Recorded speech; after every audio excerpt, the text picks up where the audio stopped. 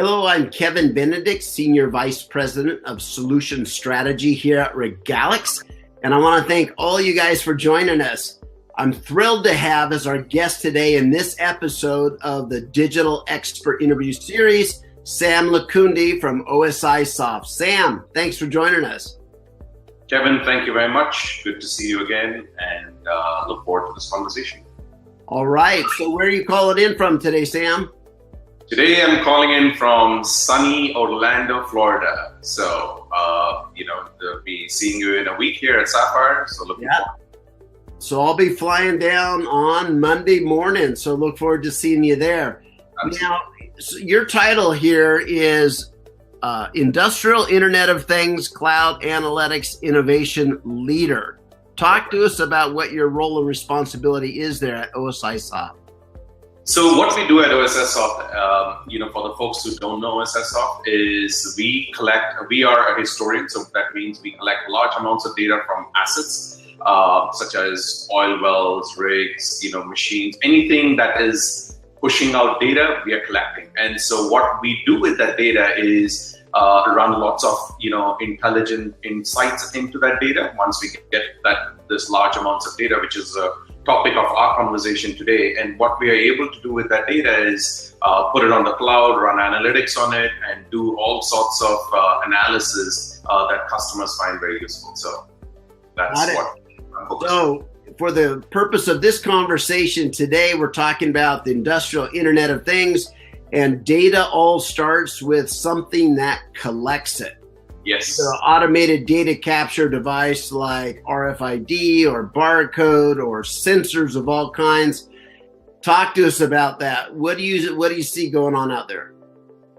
So, a lot of the people out there probably are aware of IoT and what the difference between IoT and what we really do and what industrial IoT is. There's quite a bit of difference, right? So IoT is what you and I know in our everyday lives, right? Our Nest thermostat, our garage door opener, my Fitbit here, which is collecting data and can give me notifications and simple things of that nature, right? I can shut off my light bulb to shut off my garage per se.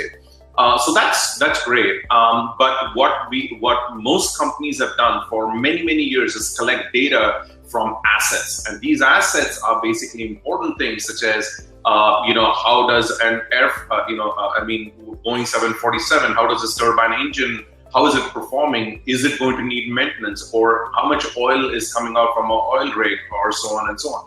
So that is something that most customers are probably not aware of because they're the end consumers. So in my sense, I have a Fitbit, which is IoT, and I also have here a little toy. It illustrates a fact of industrial IoT. So this is a earth mower in a mine which actually collects data. But what we are doing is basically collecting vibration on the wheels, collecting, how much, what this asset does, how much payload it carries. So that's a different kind of, sort of IoT, which is a lot of people refer to as industrial IoT. For those folks who are not aware of difference between that, I think that's the majority of what most organizations and enterprises are into. Oh, very good. So what makes that all possible is sensors, right? Absolutely. So I know that every year when I go to Barcelona to the Mobile World Congress, today, one of the things I love mostly about walking the floors and looking at the exhibitions is all the different kinds of interesting sensors and the fact that they can monitor new and interesting things. What are some of the most interesting sensors you're seeing out there right now? So sensors, as you know, right? Back in the days of RFID, which was sort of the initial introduction to most people on what we call today as industrial IoT. So those sensors basically have had an immense amount of, futuristic features put into it, right? So going back to my truck example, here, this truck basically, I have some sensors in here. This sensor, measures vibration, for example, right? It's a very small sensor connected to a router, which allows me to basically collect that data.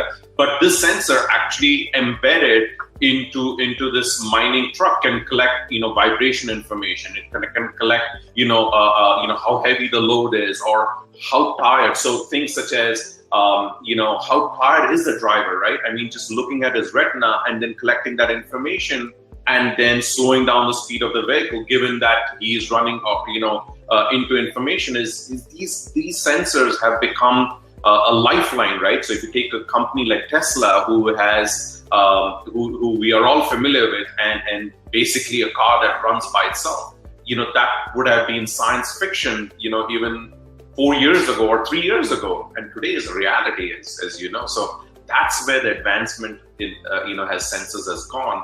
And because of that advancement, we are basically collecting even more data and more information and have much more intelligence based on this information. So Sam, in your role, you're meeting with companies and leaders all the time. Correct. When you sit down with a company, where do you even start? Let's say they have a little bit of data collected over here, a little bit of data collected over here, but where do they start in putting together a comprehensive kind of industrial Internet of Things system so that they're getting real-time visibility into their operations? How do you counsel them or give them strategy? Talk to me about that. So this is a very interesting question, right? Because given the fact that most companies have this data or they want to collect this data. So we went to one of the organizations who has been in manufacturing, right? And they had no idea. I mean, naturally, they have been manufacturing for almost 30 years and they've been collecting information.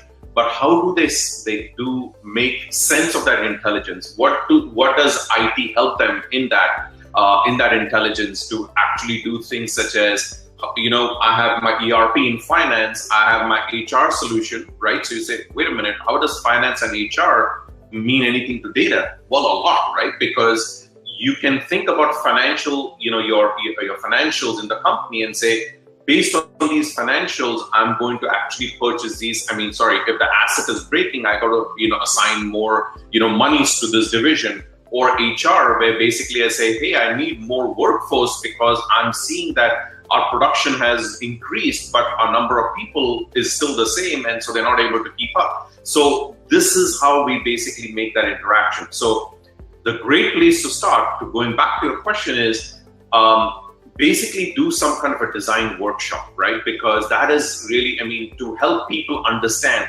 where do they start with the data? How do they actually collect this information? What they need to deliver out of it is really where we actually start. Basically get into a room with all the operations guys and the information guys with the IT and OT, and just basically coming together, which I have found out in my experience has been missing, a big missing link. In large companies, the operations guys don't know what the IT guys do. The IT guys don't know what the operations guys do. To bring them in a room is a start. Oh, wow. Thank you for sharing that.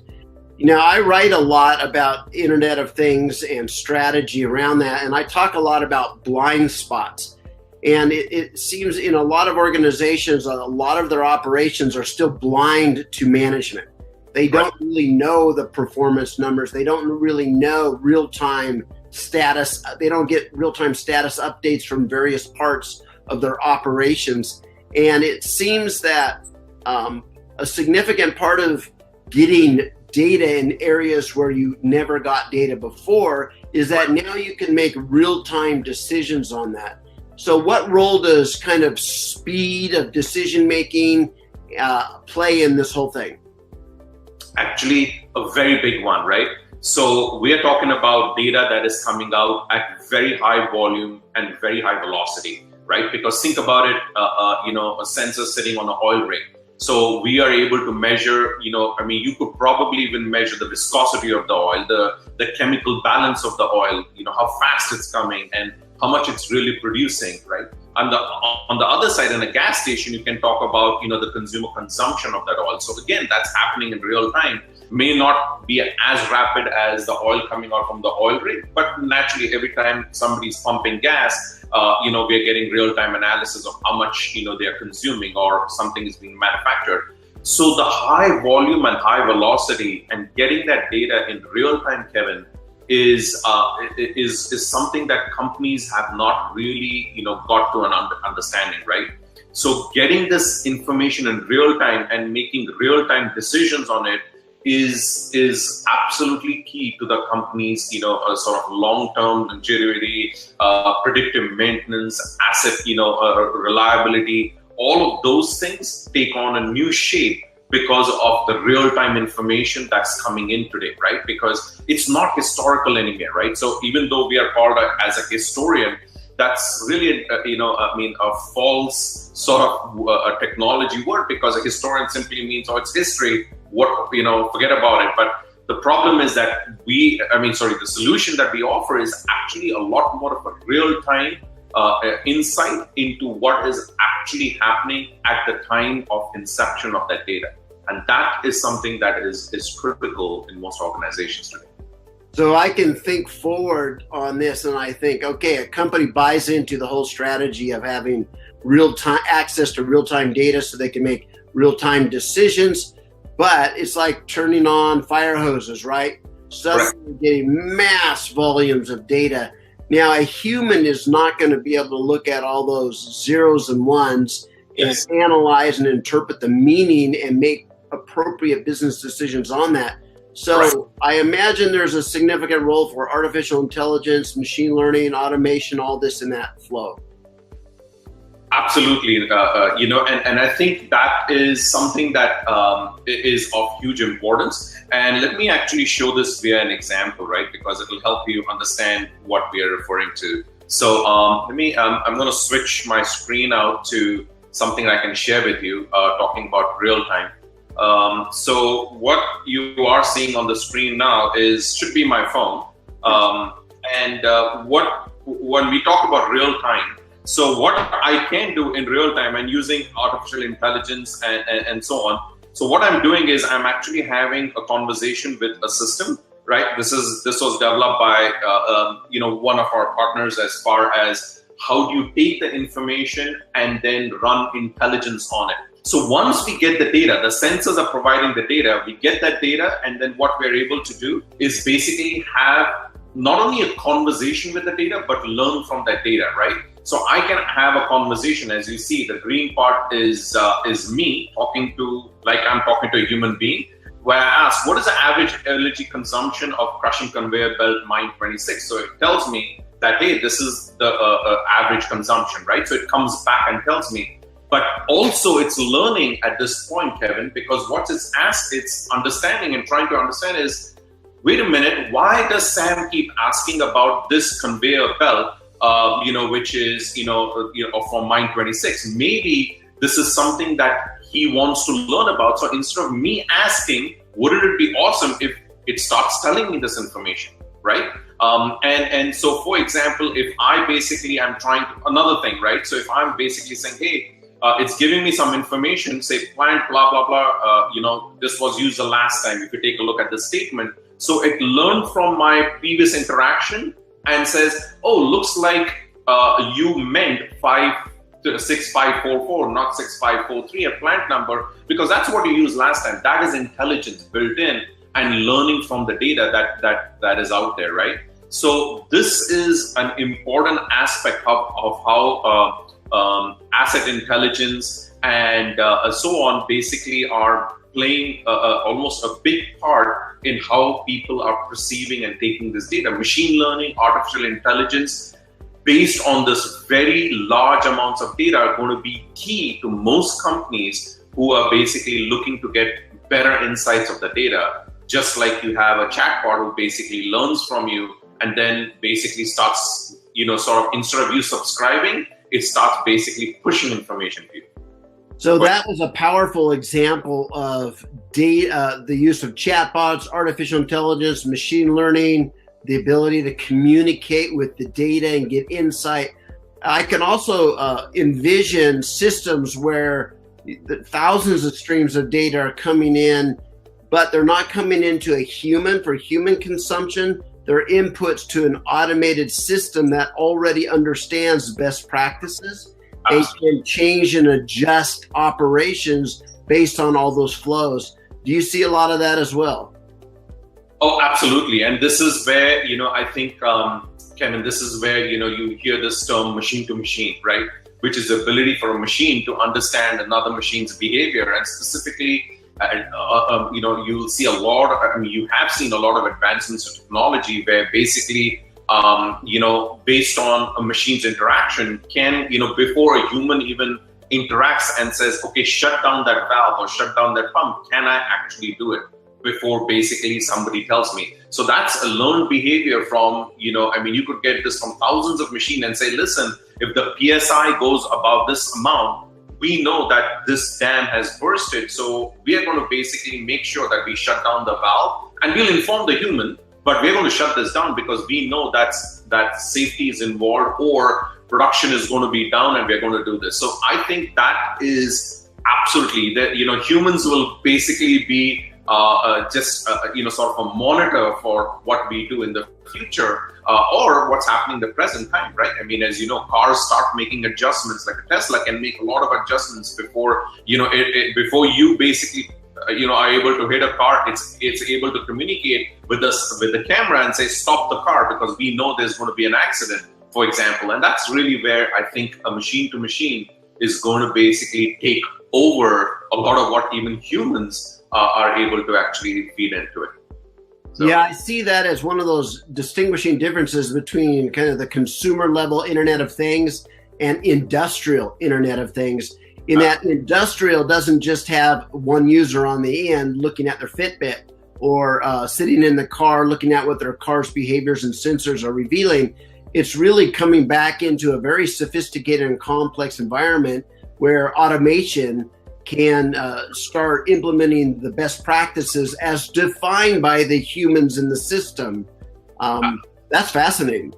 It is, and I can cite several examples of something of this nature. So let me actually show you something which gives you a little more sense of this, right?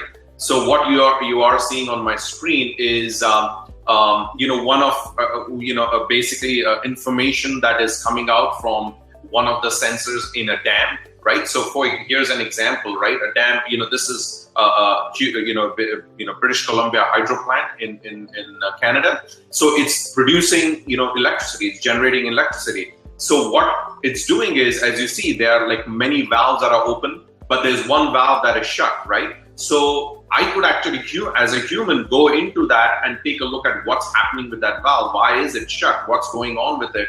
Or I could actually have the machine start diagnosing this information and basically come out and say, here's the diagnosis, because we have enough enough electricity that is being generated. I'm just going to basically shut this off because it makes no sense for me to actually push out more electricity given the fact that 3 of them are operating at 100%. I'm just going to open this at a 10% because it doesn't need the full, aspect of that. And that's something that, those kind of information like that, Kevin, is going to be extremely useful as, machines start deciding and then informing the humans of this information. Another key example, which I'll quickly share with you, this is an example with Esri and OSIsoft where we basically are giving information. But if you take a look, these are earth movers in a mine. What's happening with these earth movers, as you see, is they are giving a tremendous amount of information, right? Which is things like tire pressure, brake temperature. This is in real time that they're providing this information. Going back to your previous, example, who the driver is, what the manufacturer is. But if I take this information and I am able to collect this information and share it with other earth movers, that hey, if you use this much load, your tire pressure is going to drop by this much, so you need to actually reduce your load. Wouldn't that be awesome information, right? And that kind of information, Kevin, is something that I think is extremely useful for us to realize with the machines. Oh yeah, so it's fascinating that I think a lot of us think of Internet of Things as the ability to get data and updates and collect data from Fitbits in our homes, home automation systems, etc. But I think less attention is given to actually what you can control remotely.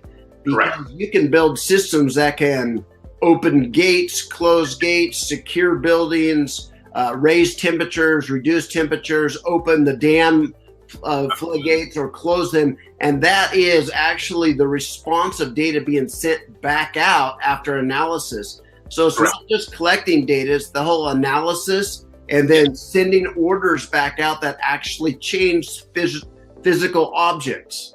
Correct. And I think that's more important, right? So if you take a look at one of the space, one of the places where a lot of this innovation is going on is in building and maintenance systems, right? So your HVAC unit, right? Or your fire extinguishers or your doors, like you said, most modern buildings today and most modern homes. I have a home which, came fitted with a lot of sensors, right? Whether it's outside my garage or in my my ring .com or just basically in my house that is measuring my Nest thermostat. So and it all came with the house. I didn't even have to do it. So this is a de facto effect of and so most buildings, most things today. Whether I think in a few years from now, or even actually happening right now, I think that most vehicles will start becoming autonomous. And somewhere somebody said that will it be actually legal to drive a car in 25 years from now, right?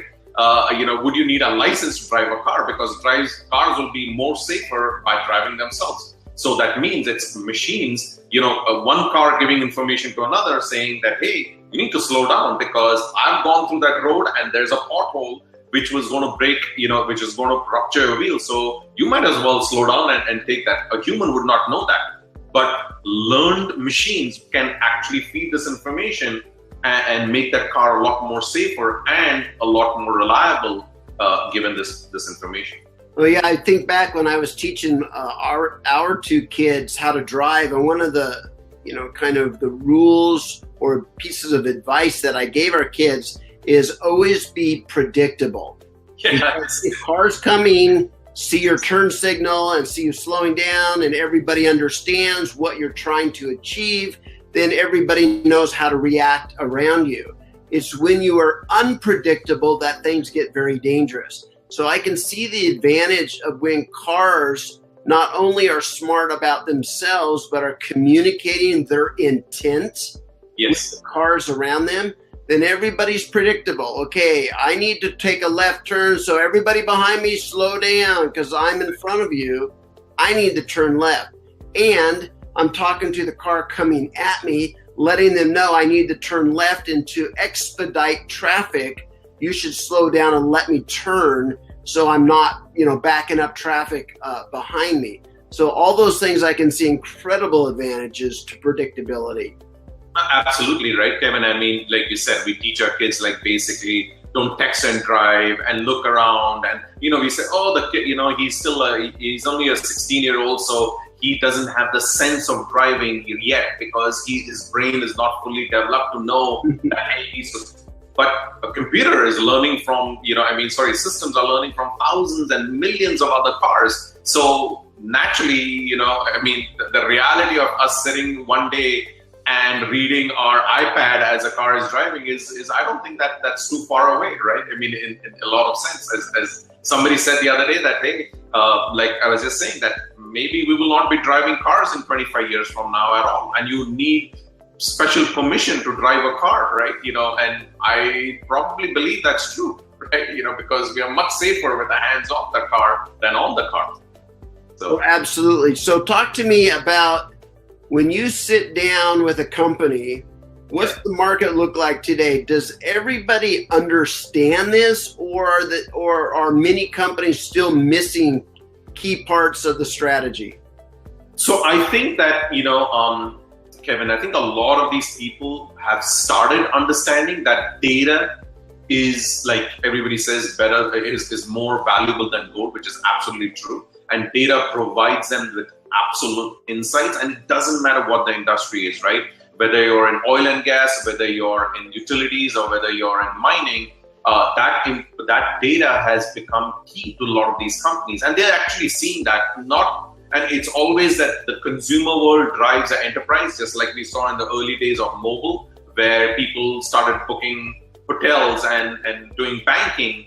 and then, CIOs and said, hey, wait a minute, why can't I do this in my own organization? And that's what is happening. They use their Nest thermostat at home. They see their garage door, which is like fancy and can be controlled by mobile. And then they say, why can't I do that with my systems? Why can't, there's a Nest learning, which says, hey, Sam is not coming, always comes in and turns the thermostat down to 68 degrees when he comes in at 5 p.m. I'm just going to do it for him.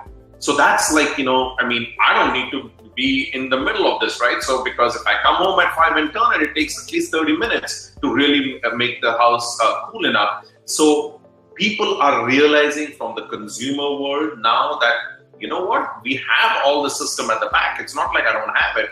I have it, so might as well use it. And that's really where I think that, companies have now basically taken what they know from their personal lives or what they have realized, oh my God, I have this massive, amazing operations that I'm already getting all this data. I might as well learn from it, might as well teach it, and might as well benefit from it. And that's really what we see as an IT-OT convergence that's occurring.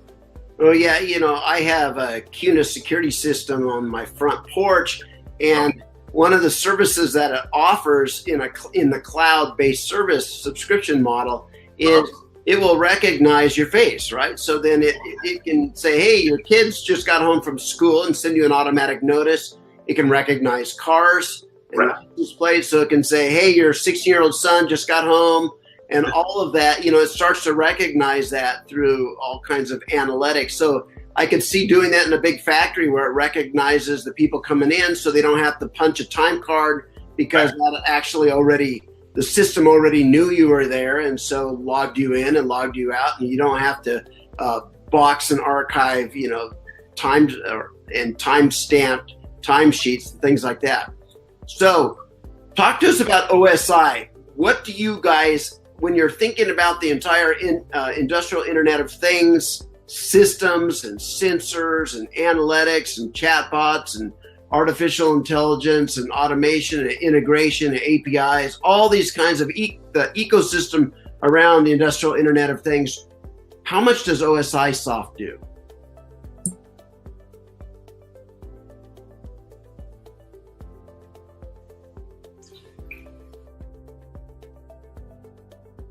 Sam, did I lose you?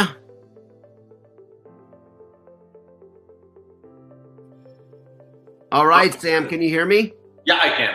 Okay, I'll ask that question again, and we'll just start fresh there. Yeah, no problem. So talk to us about OSI. When we think of the ecosystem of industrial Internet of Things, we're thinking about sensors, we're thinking about the data transmission, we're thinking about data security between a sensor and a backend system. We're thinking of APIs and integration with ERPs and plant maintenance kinds of systems, all these different things. Talk to us who are watching right now. What role does OSIsoft play in all that? So what we do, Kevin, is our role is to basically, so what we do is two important things, right? 2 or 3 important things. The first one is collecting the data from the actual sensors, which is the most important thing, right? So, but we are not a hardware company. We are basically a software company. So what we have done in the 37 years OSIsoft has been in business is actually, create a lot of connectors to the controlling systems that are interfaced with the sensors, right? So we don't connect to the sensors directly. We connect to the controllers that connect to the sensors, right? So these are systems like Rockwell, Emerson, ABB. These are the guys who make the controllers. So, but we are the largest vendor who actually has the most amount of connectors to these like controlling systems, right? Where we pull the data. Yes. We pull that data, Kevin, in very high, but the data is coming as I mentioned earlier, in very high volume and very high velocity. So what we have done is basically we basically literally take that data and dump it into almost a flat file, right? You can't put it into a database because a database is relational. It needs columns and rows. So it doesn't make any sense for us to actually take the data and put it into a database. So we actually collect it, and this is really the secret sauce, where we take it and put it into this large data sets, right? Almost a flat file sort of information. And from there, we have these, what we call as, a software called as Spy Vision, basically that allows us to read that data and report on it in real time. It's almost like going to NASA and looking at the control center, right? If you look at NASA control guys, they're sitting behind the screen and they're looking at like, okay, what's the temperature of the exhaust system? How much is that astronaut breathing? What is his heart rate? So those are all vital statistics coming out in real time that I'm monitoring. I can actually put all sorts of, I can actually put some kind of, information, which I said, hey, if the temperature of this machine goes above this, then I want you to do this, right? So I can put, some kind of a threshold that, I'm basically saying, bing, bing, bing. It starts like blinking saying, hey, the temperature is down. What do you want me to do? Or take action. Hey, if the temperature is down by this much, take action. Start up another generator, right? So that's what we do. We basically, collect the data from the system. We store the data and then we report in real time on that data. And that's what OSIsoft does. And that's been their bread and butter. And they've done it for literally thousands and thousands of companies. And we have about over 1.2 billion sensors. We're collecting this data in real time as we speak today. Oh, wow. Thank you so much for sharing kind of the behind the curtains insight into what's going on and what it requires to put this together. So, Sam, I want to thank you so much. And let's continue this conversation at SAP's Sapphire Conference next week in your hometown of Orlando, Florida. Absolutely. I look forward to being there and seeing you there. Thank you, Sam. Thanks, Kevin. Take care. Thank everyone. I want to thank everyone out there for joining us today.